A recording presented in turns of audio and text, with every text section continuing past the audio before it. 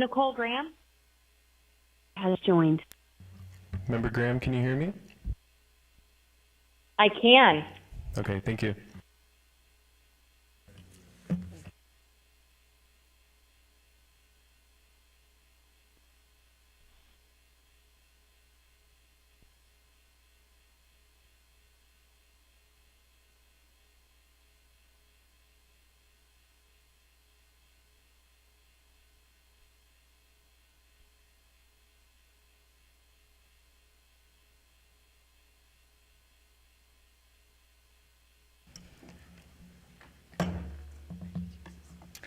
I now call the November 7th, 2024 Senior Citizens Advisory Board meeting to order. Has this meeting been properly noticed and posted in compliance with the Nevada Open Meeting Law? It has. Thank you. Would the Deputy City Clerk call the roll, please? Chair O'Rear Cameron, Present. Vice Chair Weinstein Hall, excused. Member Pataratu, Present. Member Galati, Present. Member Mosdeen, excused. Member Drum, Present. Member Lee, Present. Member Graham, Present. oh, present. Okay, thank you. We have a quorum. Thank you, Deputy City Clerk. Item number 3, public comment. Comment during this portion of the agenda must be limited to matters on the agenda for action. If you wish to be heard, come forward and give your name for the record. The amount of discussion, as well as the amount of time any single speaker is allowed, may be limited. Seeing and hearing none. Item number 4, for possible action to approve the final minutes by reference of the regular meeting of October 3rd, 2024. Do I have a motion or any amendments?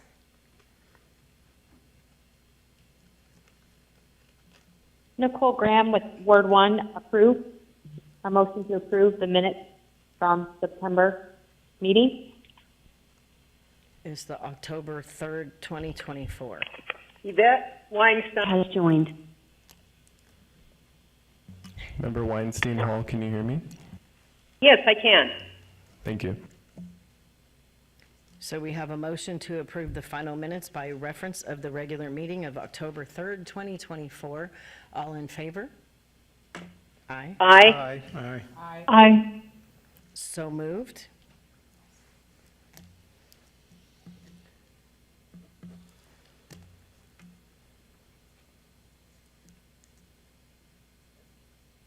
Item number 5, presentation by Khadijah Carter, Operations Chief, Office for Consumer Health Assistance. And we also have another speaker in place of Marie Coe with the Nevada State Ombudsman regarding the Long-Term Care Ombudsman Program. All wards, can you please come forward and state your name for the record? And for the record, Chair, the motion to pass the minutes did pass unanimously. Okay.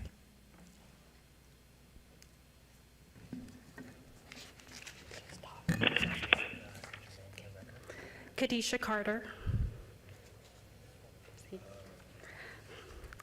Hello. I'm here to give you information about the Office for Consumer Health Assistance. It's a program within the Aging and Disability Services divisions of the state of Nevada. The Office for Consumer Health Assistance is a healthcare advocacy agency. We assist consumers with any healthcare related concerns. So that includes access to care, billing concerns, appeals. We assist with workers' comp. We house the Bureau of Hospital Patients that also assists with billing disputes, any complaints, quality of care as well. We provide assistance and advocacy regarding prescription assistance resources, helping consumers understand their rights and responsibilities under their health plan, so eligibility requirements, coordination of benefits, enrollment guidelines. We actually submit appeals and grievances on behalf of a consumer if they are unable to do so themselves, or we refer them out. Our office is also the agency in charge of facilitating the external review process for the state of Nevada. So when a claim or a pre-service request is denied by a carrier, they would reach out to our office and we would send it out to a different carrier that would then review that decision and decide whether to uphold it or overturn it. Just to break down some bills, what we do is we assist with making sure the bills are first accurate, that they were processed correctly through the insurance carrier. Once that's been determined, we try to locate any type of charity programs. If there's no charity programs available, then we move on to financial assistance or setting up affordable payment arrangements for the patients. Our office is also responsible for the arbitrations that go with the surprise billing law that went into effect in 2020. So our ombudsmen are also arbitrators for that process for the state of Nevada. And the referral process just starts by reaching out to our office via telephone, or it can be an email that's sent to our office. We complete the intake, and then the cases are assigned for the ombudsman to review.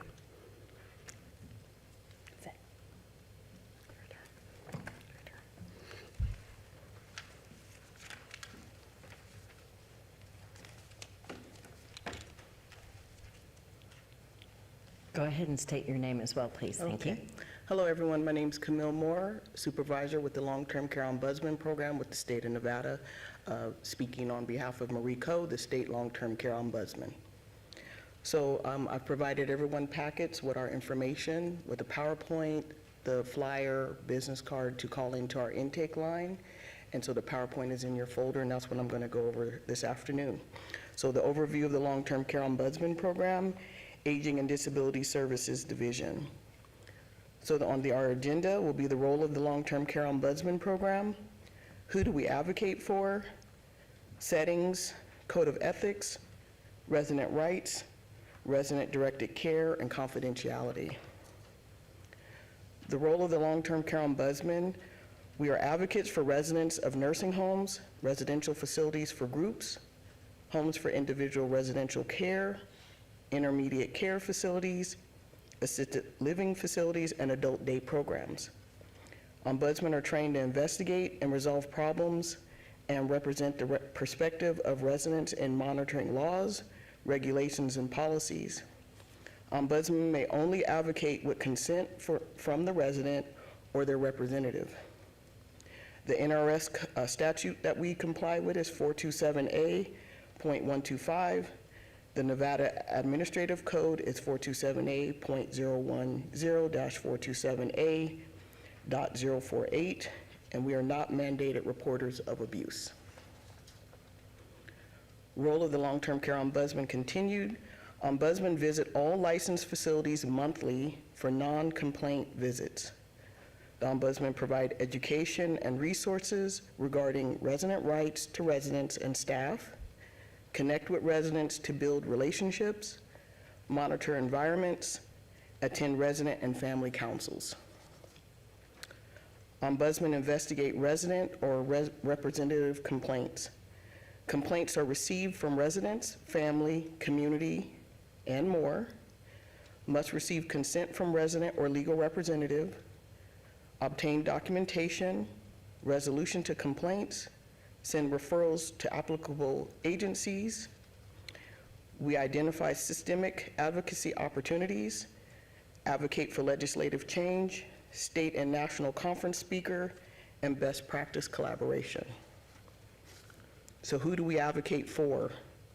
Ombudsmen may advocate for residents regardless of age who reside in skilled nursing facilities, residential facilities for group, intermediate care facilities, and homes for individual residential care.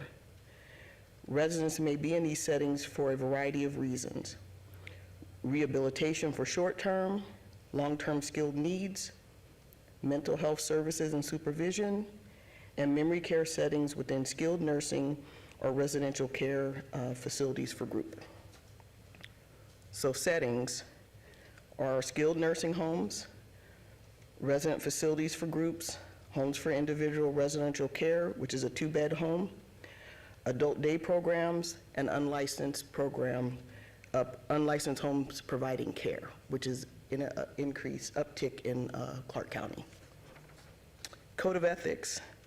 The National Association of State Long-Term Care Ombudsman Programs developed LTCO Code of Ethics, provides services with respect for human dignity and the individuality of the client, unrestricted by age, social, economic status, personal characteristics, or lifestyle choices.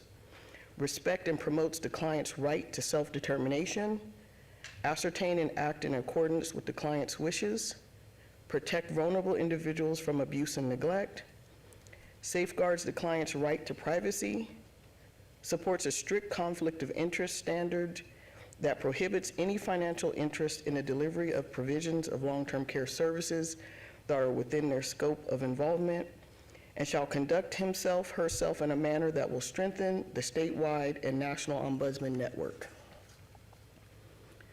Resident rights. Be fully informed of services available and charges for services. Provide reasonable access to any agency providing health, legal, social, or other services. Rights to communicate in understandable language. Right to participate in own care and refuse care. Choose physician. They have the right to vote. Confidentiality regarding their medical, personal, or financial affairs. Private and unrestricted communication. Participate in activities inside, outside of the facility. Participate in a resident council meeting. And residents have the right to raise concerns or complaints. Resident-directed care, or services, excuse me. It is imperative that the resident's experience and viewpoint be respected at all times. Ombudsman may proceed at the pace and direction that the resident is comfortable with.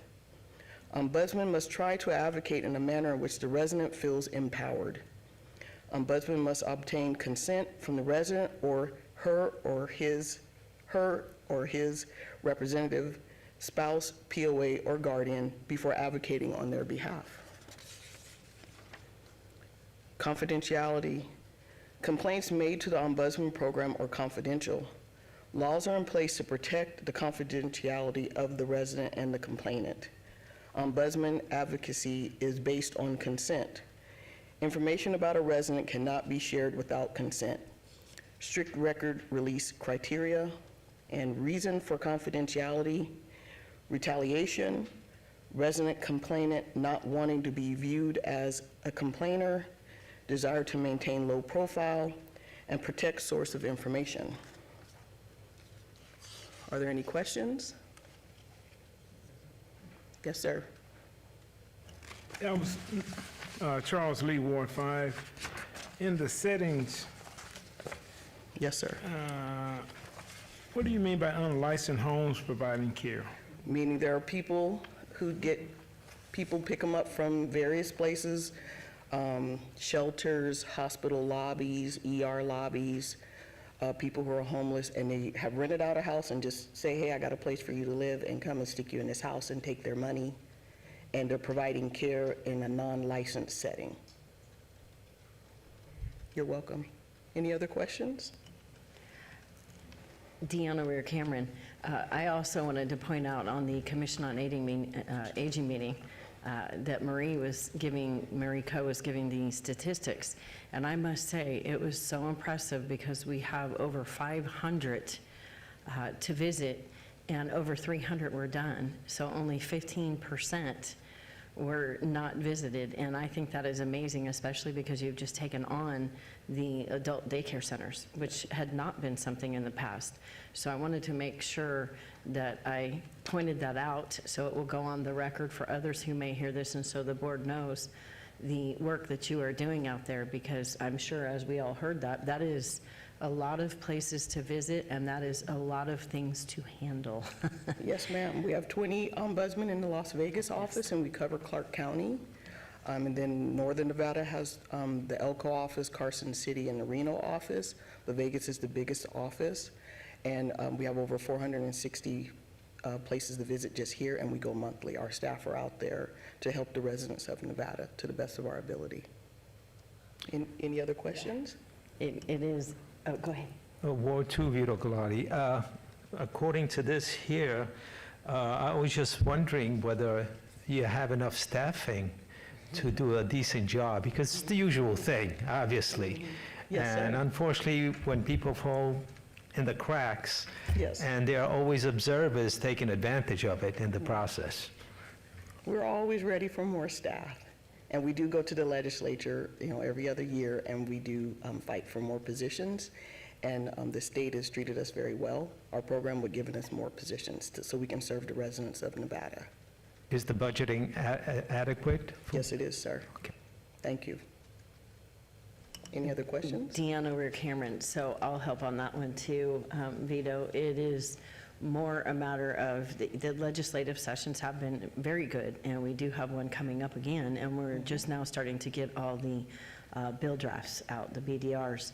So we're obviously, as a commission, going to get behind those for any of that. But the biggest challenge that I know they're having right now is just people not filling these positions. And they are out there. So I also want to put it on record that anyone who knows someone who may want to work with the state, there are various schools around if it needs any kind of certification. We're working on a lot of things, from what I understand, on the state side, because they're doing everything they can to recruit. It's just a matter of getting the people in that and interested, and the state has very nice packages. So it doesn't always mean you need to go elsewhere because it may be $5,000 less a year. So I'm going to give you a plug right now because we need all the caseworkers we can get, we need all the boots on the ground we can get, and that's why I found it was very impressive that only 15% weren't covered when there are shortages out there. So I hope that helps, Vito. On that note, I was wondering whether what is the preparation guidelines for that? Because I was looking toward the colleges as whether being a source of providing labor force experience somewhat, Yes. at least prepared for that kind of job. Yes. Well, the position's called an Adult Rights Specialist 2, is how it's posted on the state's website. And then it tells you which programs are looking for those types of individuals and explains the background needed. It usually is in a community setting, social service kind of environment background, a bachelor's degree, and so forth. Investigative skills to go out and work the complaints and deep dive into the information that we need to help resolve the residents' complaint concerns. So that's really the background for the position, that you just have a love and a desire, you have the educational background or the years of experience in the social service arena environments. Yvette Weinstein Hall, I wonder if you have internship programs that can utilize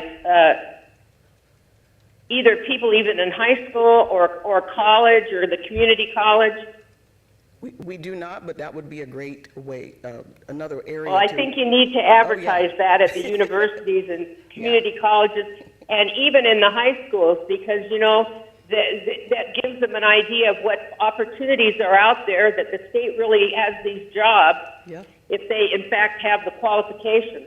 So I think that's a very thing, and your program excites me a lot. Thank you. Thank you so much for saying that. And yes, we do have a hard time filling our positions, and we are getting more positions, and we need to get the right individuals in who have the heart, the drive, the desire to be out in the field, going into our nursing environments, and helping those that just need a hand up, not a handout.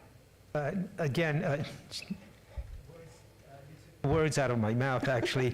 I was wondering whether approaching even the high schools, the graduates, for preparation, in other words, take a proactive approach, and because most people are not aware, students are not aware of that, and usually they're going to what they think they should go, and not usually a best choice.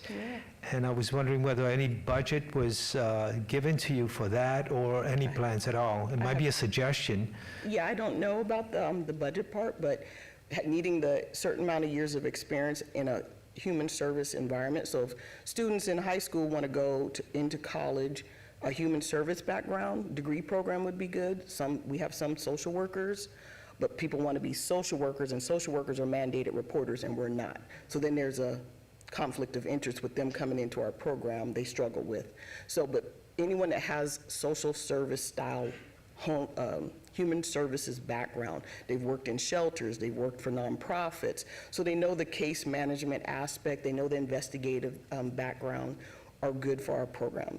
But they also have to be okay to be on their feet in the streets, running around, because we get a lot of complaints daily. We are a very busy program.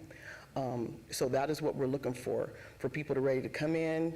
We are building an academy for our program to train them thoroughly, and because the position is very independent. Once you get trained, you're out there.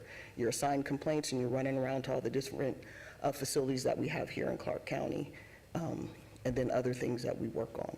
So yes, that would be good coming out of high school to learn about us and other avenues once you go into an educational system of what else can I do with my education. But I have a human services degree, and that's what but my background is social work. I was a social worker for years in California before moving into Nevada. You're welcome. Well, that's Yvette Weinstein Hall again. We have the various academies, like the West Academy on West Charleston. I mean, these kids are going into specified areas of study in high school. And I think that's where you need to go talk to the principal, have a meeting with them, and then get these kids get them enthused, and also that there are paying jobs out there with some benefits. And, that's part of them getting them to you is the important thing. Okay, thank you. You're so welcome. If you reach out to Mariko, her information there, she is the state ombudsman. She would love to hear all your ideas about getting into the high schools, the community colleges, and just getting our program and what we need for individuals to come and fill our positions, not just for our program, but for other state programs are struggling too to fill their positions as well. So we would appreciate it, and I love that you guys have taken to our program. I appreciate that. Elizabeth Paterato from Ward 6, backing up with all the previous comments. Is there any plan giving a public awareness exposure for the community in the job fair or, like Yvette said, in the school system? Because children or young adults do not have a guidance or a direction, so if you can explain or giving them an opportunity to explore the opportunity and the benefits, because sometimes people say, what do I have in it? So explaining that type of situations to the people, and there are people out there who got burned out from their current job, but a new avenue, they may be qualified. So I don't know how much public awareness information you are giving, especially there are government-sponsored job fairs, and in the school system, people are going and educating, hey, we will have an opportunity, or community college, because they are the one going to come out. So that would we be. do have, ADSD does have an outreach team that goes out to all things that come into our office, various community, church-related, all the different things that are out in the community. So that would be, if you ask Marie's info is on that, send your info to her, she can connect you to the right outreach person, or get that on their radar to go into the high schools and the community colleges. We are invited to outreach sessions. Our department, we get emails, they say, hey, can the ombudsman come and sit at the table, present their information? The high schools, I have not seen come across my desk in the 8 years I've been with the program. So, but we do have an outreach team. You can ask Marie about the outreach, who's your outreach team or person, because we want to see if we can get your program into the high schools, because that would be great. Vito Galati, just a little insight. I Yeah. taught high school for 35 years. And with the thing is that most students that graduate, once it goes to college, but it's the age, I understand, general, don't make a decision yet. But there is a group that will, provided with the information. Unfortunately, the information is not given, therefore, self-fulfilled prophecy is not going to happen. So I was just wondering, a suggestion to explore possibilities. In other words, get preparation, that will be a job waiting for you, especially nowadays that having a college degree doesn't guarantee much unless you're specific into areas, and it seems like this is a wonderful opportunity. And so it's a suggestion that perhaps some of that money that's allocated to you is to at least point to especially that the workforce, you need a workforce, experienced workforce, that might start there. Because I think they have to start thinking, once they graduate high school, by the time they're college, they're already sort of either in a cloud, a nebulous cloud, or they're committed to something. Yep. and you want to catch it. A suggestion that might help. Thank you so much. The same way it happens with nursing and so forth, and that's how they, thank you. Thank you. Any other Deanna Rear questions? Cameron, and as she has stated, the best thing to do with this, especially if you have suggestions, is to reach out to Mariko. Yes. And her information is in the packages. She was just on the meeting that I was on prior to this, and she is a wealth of knowledge and can also entertain these things that you're bringing forth. Yes. And then back to the outreach. So obviously, when you're doing, the visits, that's when you're going to see things and hear things.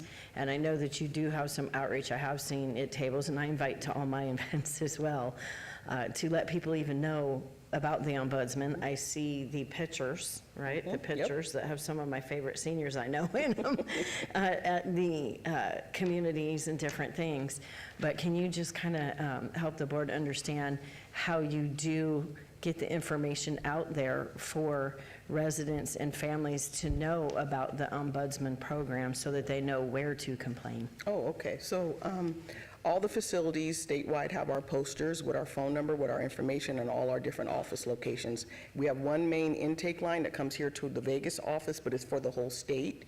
Anyone can call. The number is in your packets, and the business cards, all that is there with your packets. But anybody, family, friends, community members, neighbors, anyone can call into our program if they have a concern for their family, friend, loved one that lives in any of these environments. Because we don't know. I mean, it was new to me 8 years ago when I came into this program.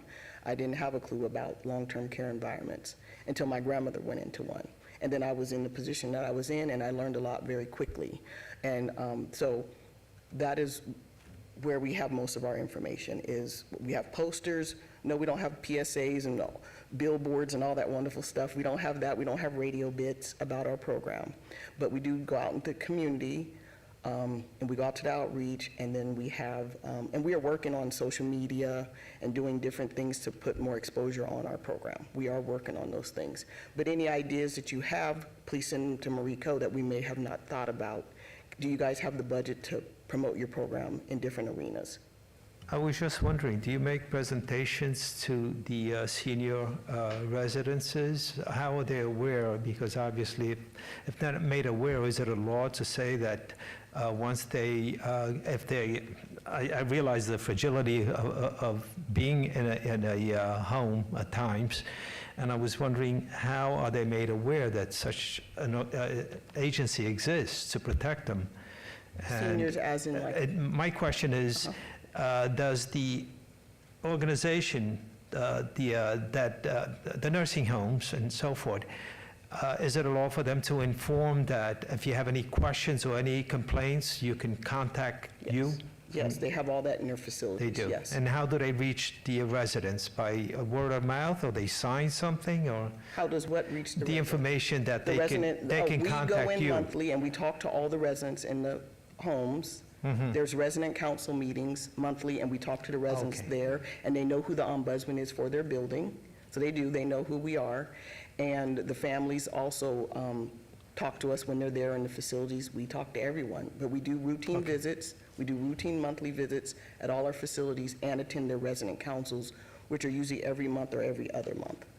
So the facility-wide, they know who we are. Yeah. It's just getting it out more to other agencies and other departments who didn't know that there was, we were there. Thank you. You're welcome.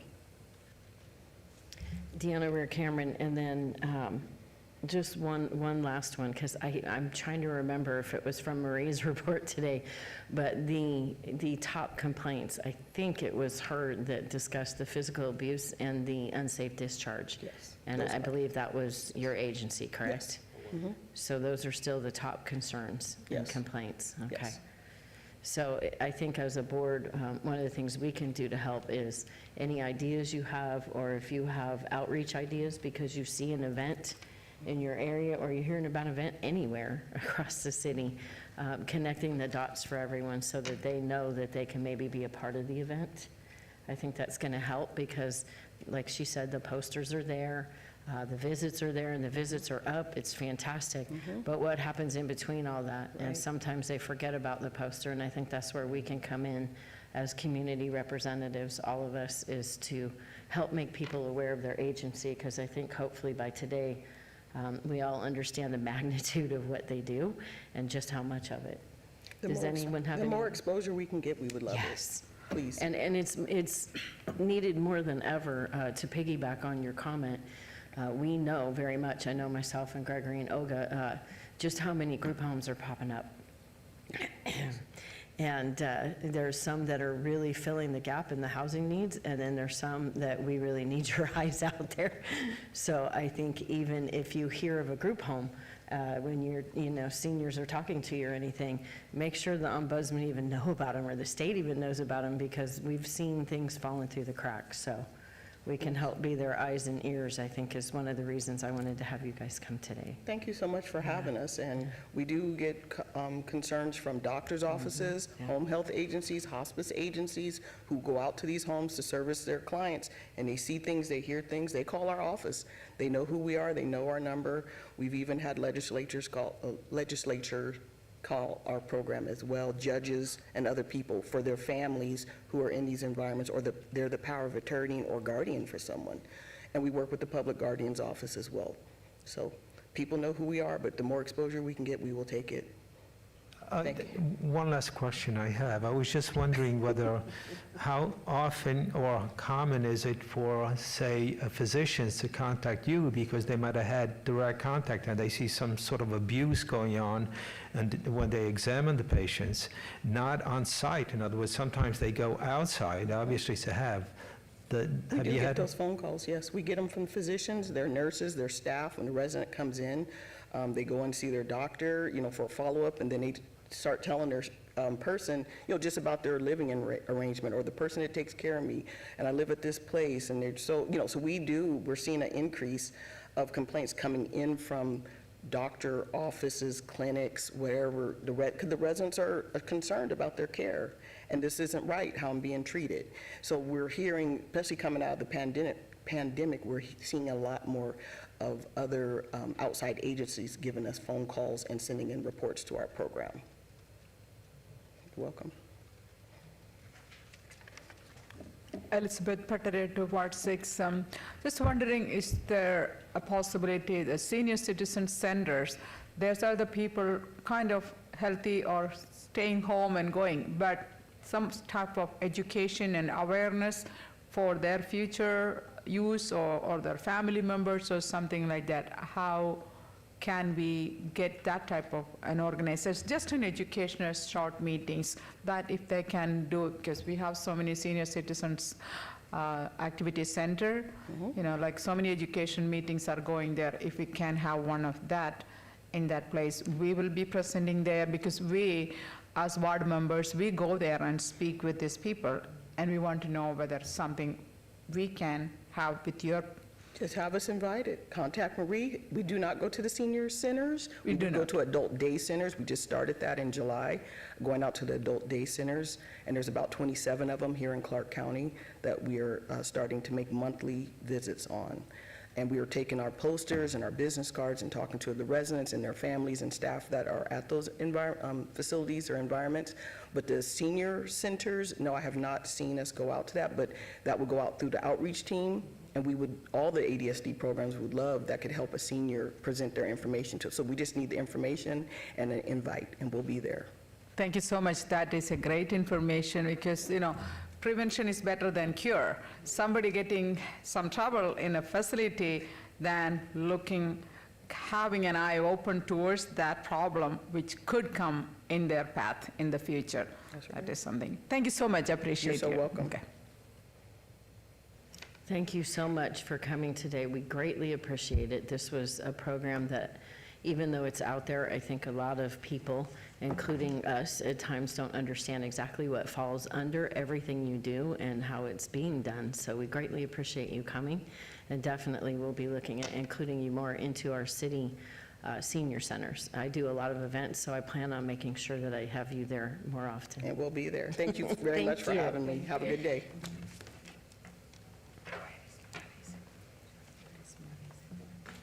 It's in our packets. Item number 6, report by Gregory Gray, Management Analyst 1, regarding senior issues received by the Department of Neighborhood Services. All words. Good afternoon, Madam Chair and members of the board. Gregory Gray for the record. I just wanted to bring to your situation a call we received from our care coordination program. We had a senior who received a no-cause eviction on September 23rd and had 30 days to vacate. At the time, he was currently receiving chemotherapy for a cancer diagnosis. His Medicare was covering 80% of his treatment, and he had to pay the remainder out of pocket, and his income was limited to SSI only. While we were able to find housing solutions and resources for this senior, that may not be the same for other seniors in need tomorrow. So we are encouraging seniors or anyone in the community that is facing an eviction to respond to the eviction through the Self-Help Law Center located at 200 Lewis Avenue, or go to the Legal Aid Center located at 725 East Charleston.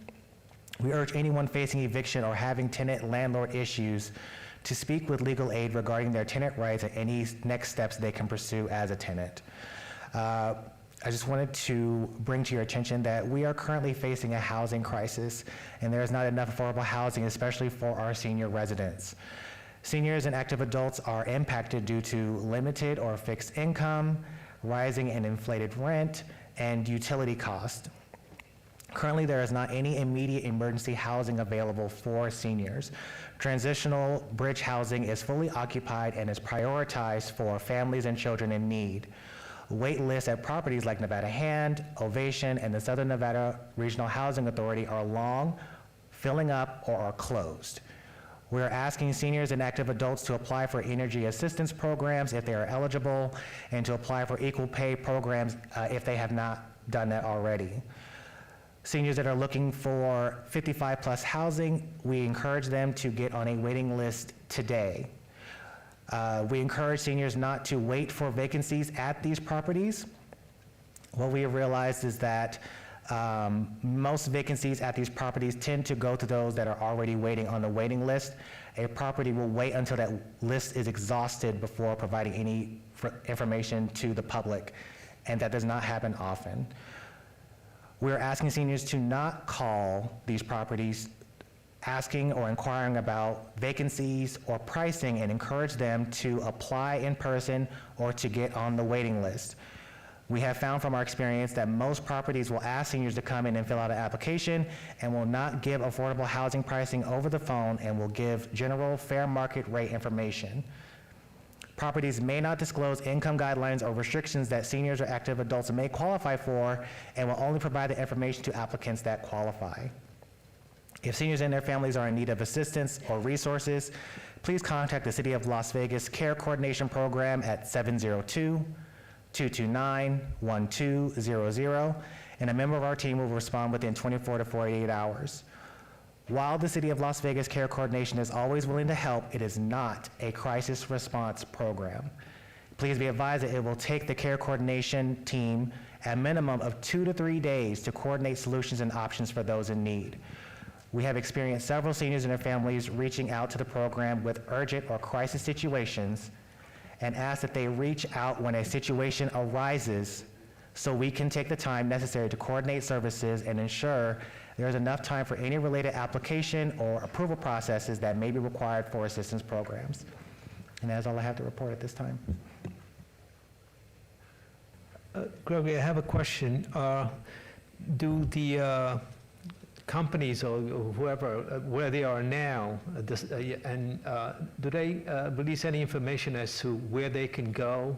Say, for example, can't afford the rent, and is there any chain of commands or a lease to guide them? Because I could see that they might not know this and no way to find out. There is not a program out there that helps seniors find housing if they can no longer afford their current residence. The care coordination program does do that for seniors. So any vacant housing information that we can provide, we will provide it to people that call the program. But we're also encouraging them to go in person and apply, get on a wait list, because the experience is that while we give them the information, they're calling and not getting a good response. They're not getting the information that they're looking for. They're trying to get pre-qualified over the phone, and that's not something that happens anymore.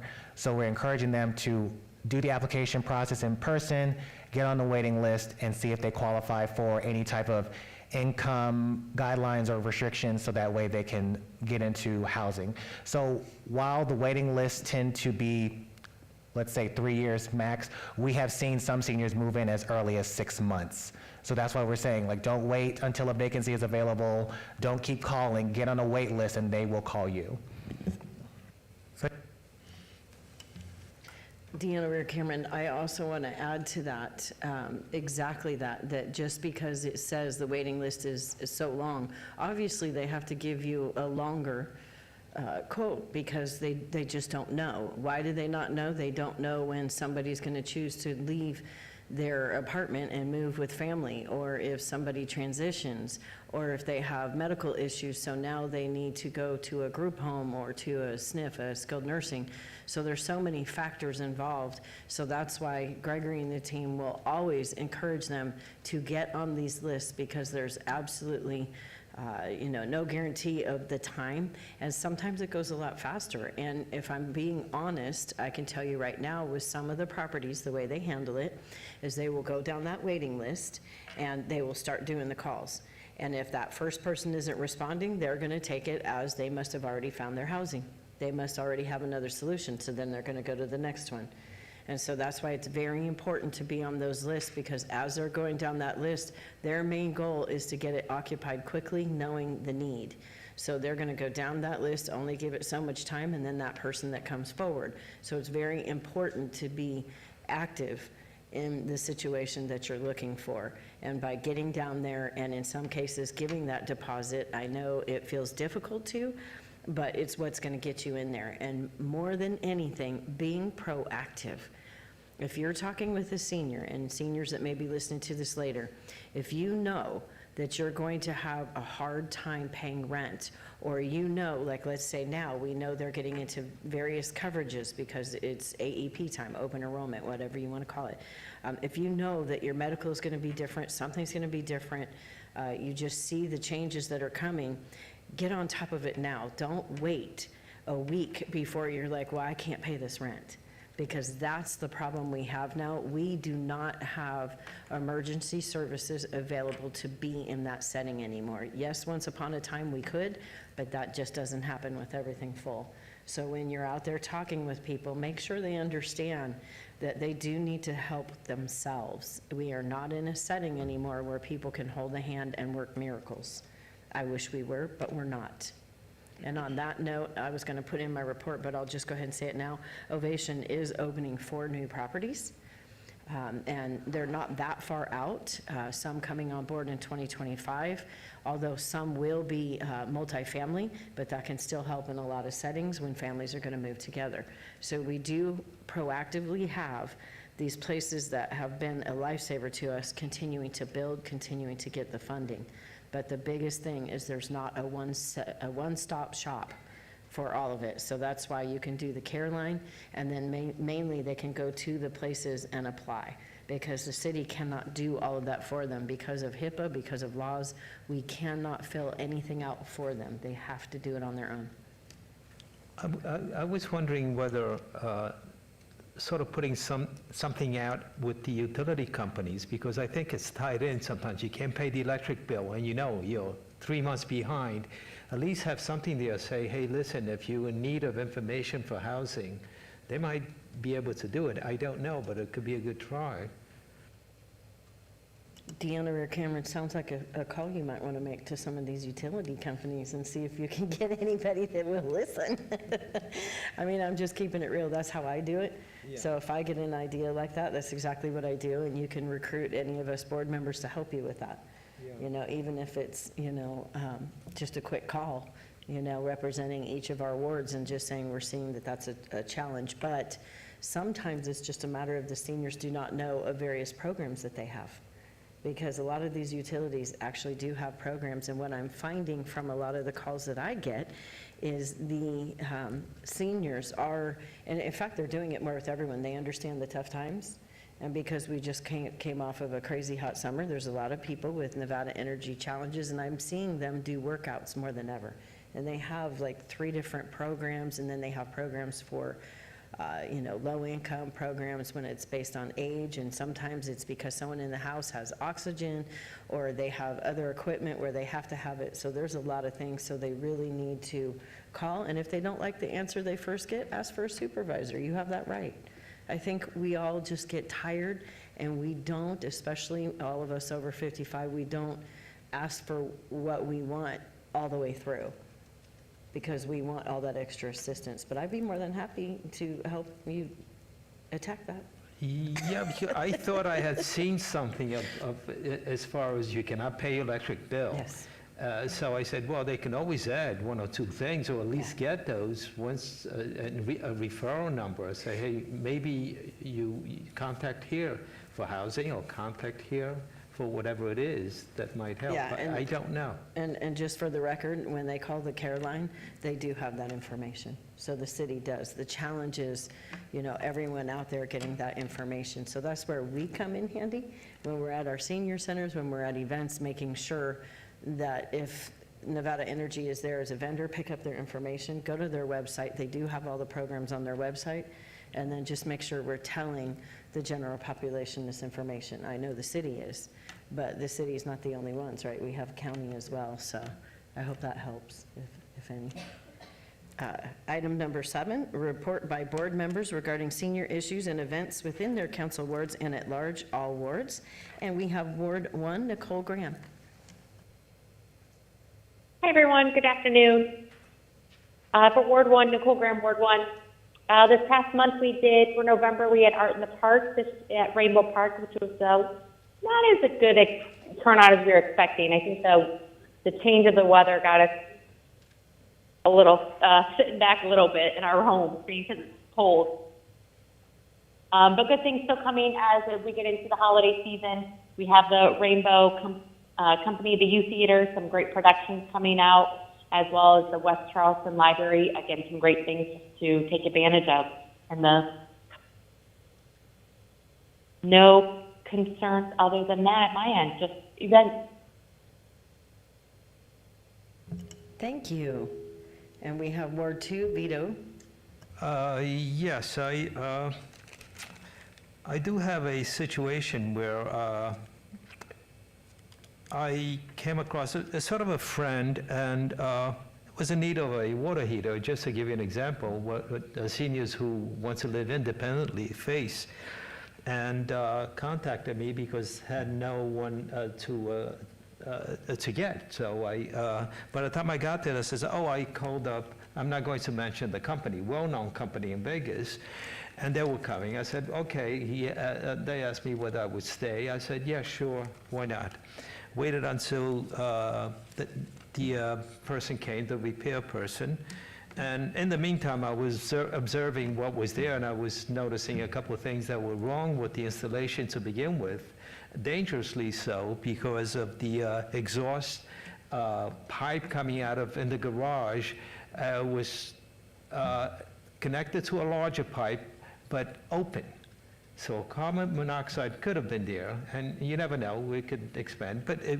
And another thing was the shut-off valve. They could not shut off the emergency water valve to it. Therefore, they had to shut off the whole house water system because that pipe was incorrectly placed there, the exhaust pipe, blocking the valve from closing.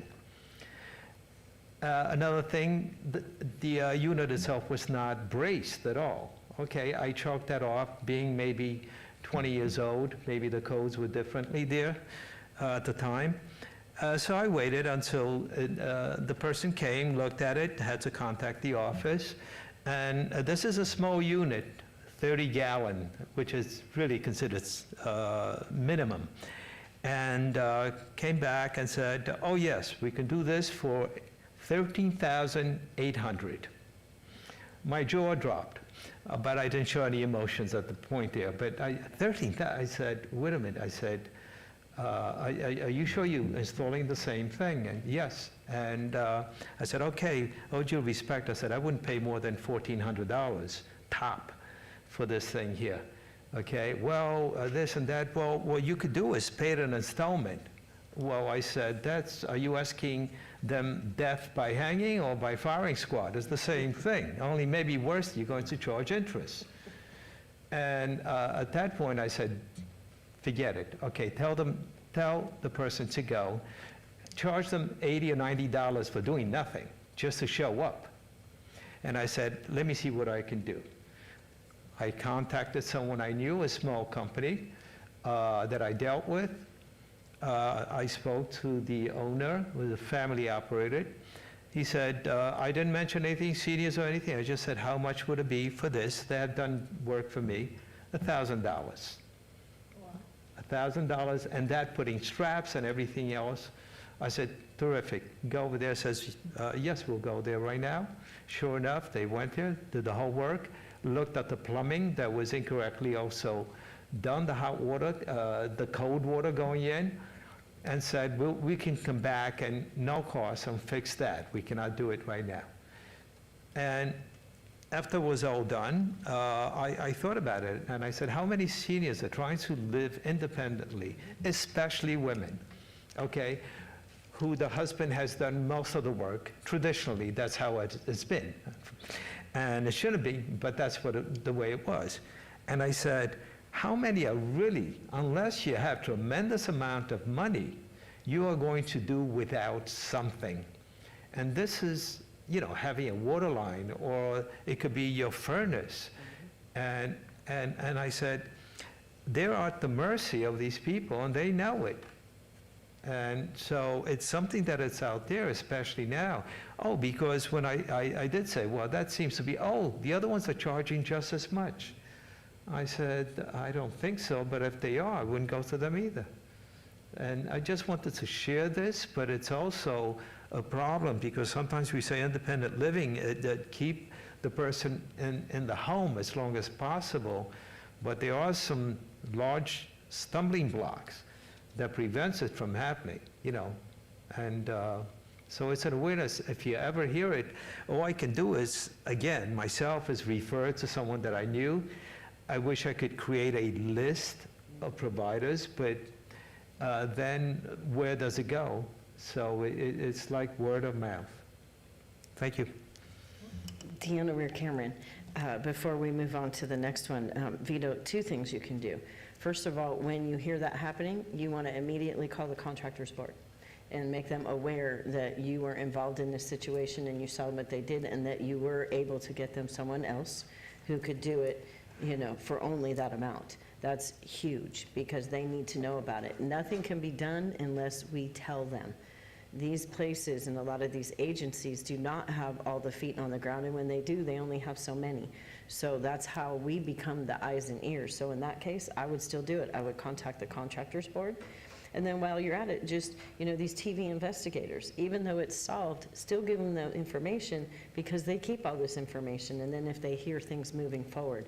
So those are the two top things that I always say to do to help us expose these fraudulent companies, because that's exactly what it is. It's a scam. I mean, you don't do that to people, you know, over 55 because you think they're a sitting duck. So that's how we're going to do it. I do know in 2025 there's some nonprofits and agencies that are going to start stepping up in that area to get together to be able to get more information out. But when we see it, or seniors who may be listening to this or anyone else, please make sure you do that. Contact the contractors board. You don't know if they may already have 2 or 3 complaints, and that one complaint you're doing will push it over the edge. So, you know, even though there wasn't a loss because you found someone else, we still want to make sure we go and make that complaint so that they can't do it to someone else. So that's what I would say to anyone listening to you is to go ahead and do it. Call the contractors board and let them know, because that's a vast difference right there. That's not just a little difference. Itself who represented, or You call the contractors board and you make sure and let them know about the company that first gave that, Is there a number? that quote. Yeah, I can help you find it. Yes, okay, Yes, I will. yeah. I have it in my list, and that's where, you know, they can help because they have all their information right there, and you can let them know that you were a witness to this. Well, I'm That's glad I going to be the mentioned best it. thing. Yes, Yeah, that'd be yeah, I'm good. glad you mentioned it too, because aging in place, this is one of the big things that we face, unfortunately. And now we have Ward 2, Yvette Weinstein Hall. Yes, I'm also at large. But anyway, Yvette Weinstein Hall. the issue of fraud and quotes from various plumbing companies, solar, all of that, it's rampant. It doesn't make any difference what age you are. It happens. So I commend you for telling us to contact a contractor's license board, also the newspaper, as well as Darcy Spears and various, and they will go out and investigate as well, because that makes a good news story. Now, as to what I've been doing, I've gone to Art in the Park. I went to I've called the council person who's been very busy with her election. I think things will settle down now once the election's over. We can get more contact with people and more events will be in place. I've gone to the Senior Citizen Center or the Veterans Memorial to see what's going on. It's really the same status quo. Again, that particular district doesn't have as many issues other than, roads, utilities, that kind of stuff that causes problems. There's also problems with holes in the street. They still haven't removed from the marathon, and I've called the council person about it, on West Charleston now. It's almost been a week now, and those barriers are still there. It's impacting small businesses in the area. It's bad enough the way traffic is now. So these are my pet peeves that I'm expressing because this affects all citizens in the city of Las Vegas. And I think more, once the new council people and or mayor gets involved, opening up their offices and doing various things, I think this is a good time to start contacting them and, getting assistance. My term will end at the end of the year. I want to thank everybody so much for 8 years of interesting work. I hope I contributed as much as I could. The last year has not been I have not been in the best of health, but I've tried to do the best I can. Anyway, I want to thank the chairman and the city attorney's office and all of my colleagues for a wonderful 8 years. And I hope to be seeing you soon. Thank you. Thank you. And we have Ward 3, Jennifer. Hello, Member Drum from Ward 3. The one thing that I wanted to point out for this report is on Friday, November 22nd, the Ward 3 will have our senior luncheon at the East Las Vegas Community Center from noon to 2 p.m., and that is at 250 Northeastern Avenue. So there'll be food, entertainment, dancing, and prizes. So we invite the seniors to join us there. The other thing that I was able to do this last month in October was attend the National Night Out for Ward 3, and it was a great success for it. And that's my report for Ward 3. Thank you. Thank you. And Ward 4 is myself, Deanna Ware-Cameron. I've been doing a lot of events, but unfortunately I was not able to do the National Night Out with my councilwoman. And we do have events coming up that I'll tell you shortly, but the bulk of the calls and everything that I get is still, once again, housing and utilities. So I do refer exactly as I said earlier, but once again, the housing is a real issue. So I have found myself on some Zooms with the housing ombudsman as well, and with different agencies and organizations, just to see and understand, and some wonderful community outreach organizations that help with policy. And I don't know of any bill drafts coming up immediately because they're all coming in and it's a lot to look through and see what is pertinent to our seniors.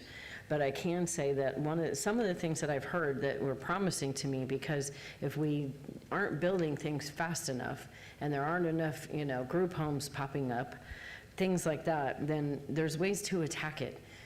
Such as the extra fees that are going on with everybody's rents. There's a lot of fees that just have this word that none of us understand in our rents.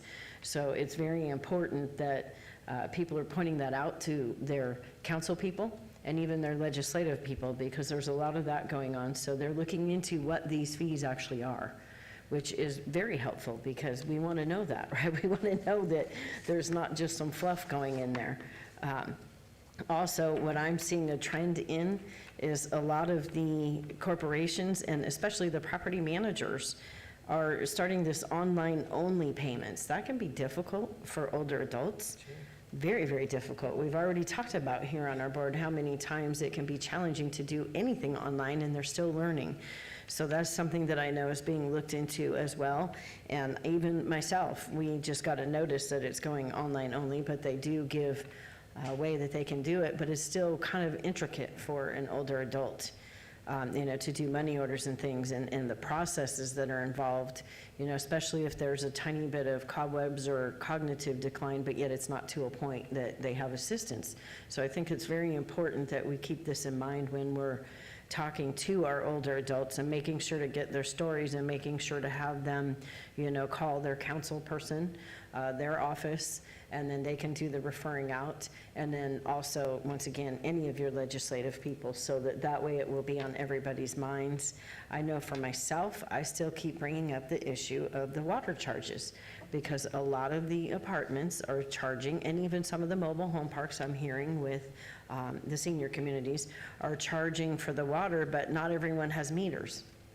So they're using these flat rates, but they're really unfair, because some people are home more often using more water and some aren't. They're using flat rates of, how many occupants versus square footage, but everybody's situation is different. And I noticed this came about even in my own community after they had a whole lot of water main leaks. So I feel like it's a way for them to offset their costs that they've had to go through. So I bring it up at every meeting that I'm involved with, and you're probably going to start hearing more about these things from your seniors in your community, because all those little extras make extra outgo. So now we're looking at, not only can they not afford the rent and then, their meds, their health care, now we're adding in all these extra fees that nobody would foresee. And a lot of times it just pops up and you don't know it's coming. You might only get 30 days notice. So that's why it's important to speak up, right? If you don't say something, then nobody knows. So we all need to use our voice, be the voice for them as well. The other thing too that I wanted to let everybody knows, I actually had the privilege of sitting in on one of the state site visits with the skilled nursing.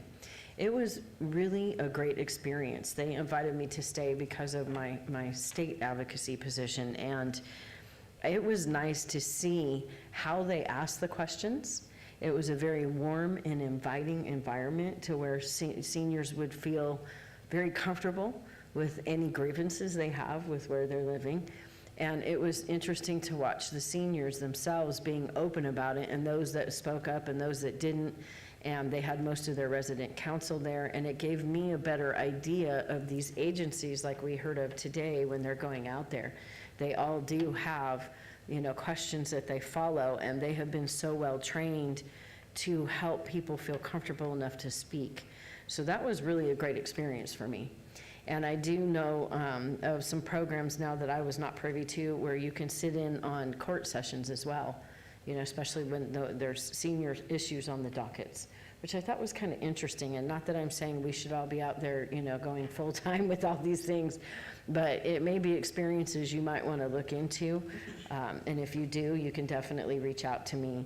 I have not been able to attend any of the resource fairs recently, but I do know that there's been plenty of them because of October having Aging in Place Week.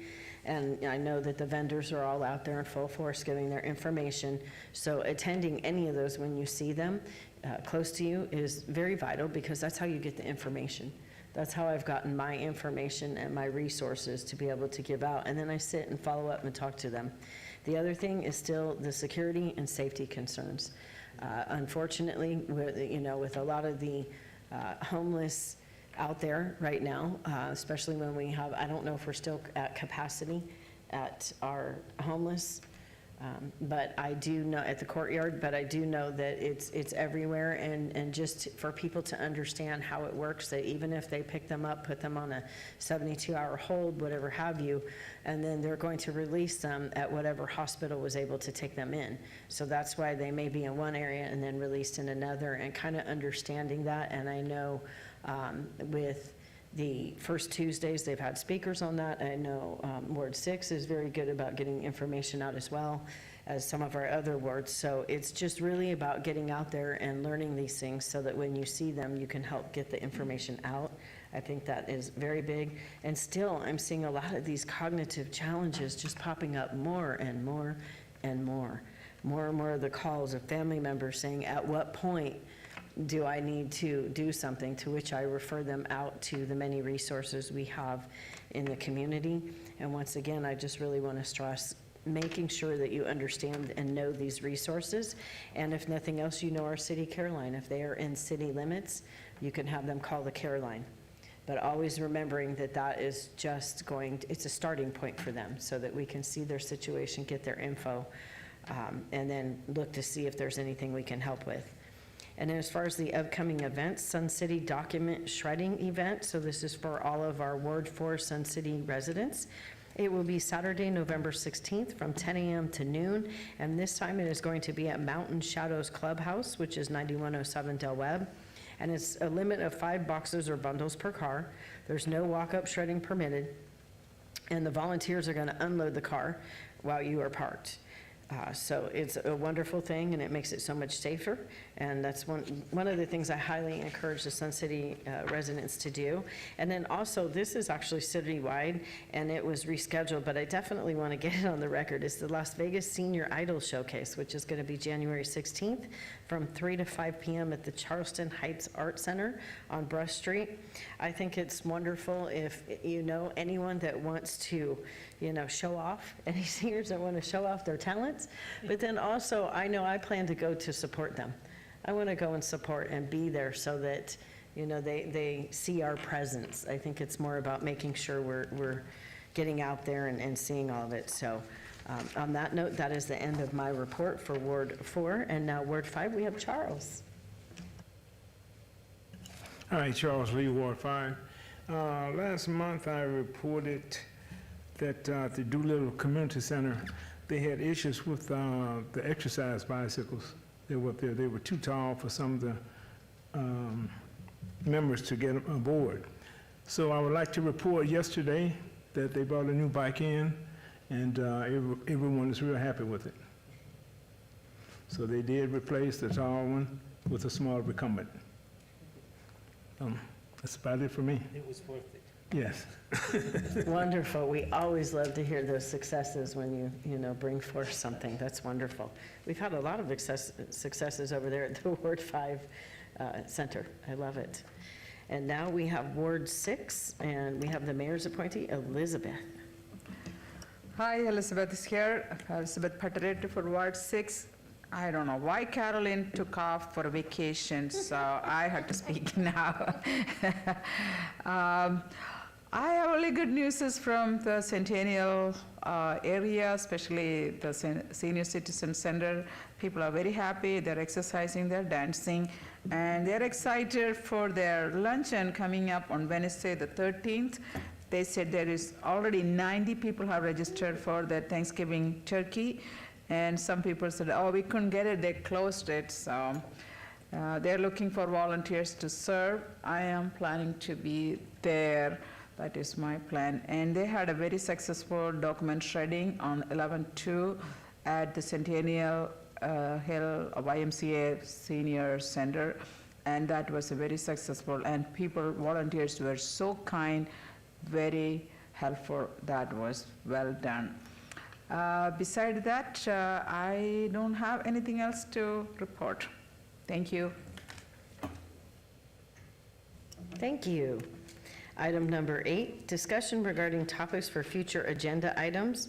Comments made during this portion of the agenda by individual members shall refer solely to proposals for future agenda items, and any discussion shall be limited to whether or not such proposed items are within the purview of the board and or whether such proposed items shall be placed on a future agenda. No discussion regarding the substance of any such proposed topics shall occur, and no action shall be taken. Do we have any discussion regarding any topics for our future agenda items that we have not already outlined in our previous meetings? I know we've outlined a lot. We're getting to it. And thank you, everyone. I do want to say, too, before I move on to the next one, thank you, everyone, for making it a point that we have quorum so that we can continue to have the wealth of knowledge that we've been having coming to our board meetings, so that we can learn more and get more information that's recorded that we can send out. And also, when these meetings are recorded, they are on YouTube. So I just want to remind everybody, so if you could be mindful, if you do have a presence on social media, let's get those links out. Let's see about those seniors that are online that we can, first of all, invite to our meetings for public comment so that we can hear from them directly, and also so that we can get the information out there that we are privileged to hear when we have these great speakers. And on that note, we have number 9, citizens' participation. Public comment during this portion of the agenda must be limited to matters within the jurisdiction of the board. No subject may be acted upon by the board unless such subject is on the agenda and is scheduled for action. If you wish to be heard, come forward and give your name for the record. The amount of discussion on any single subject, as well as the amount of time any single speaker is allowed, may be limited. Seeing and hearing none, item number 10 is our adjournment, and our next Senior Citizens Advisory Board meeting is right here at City Hall on Main Street, and that will be December 5th, 2024 at the usual 1 p.m. We are now adjourned. Thank you.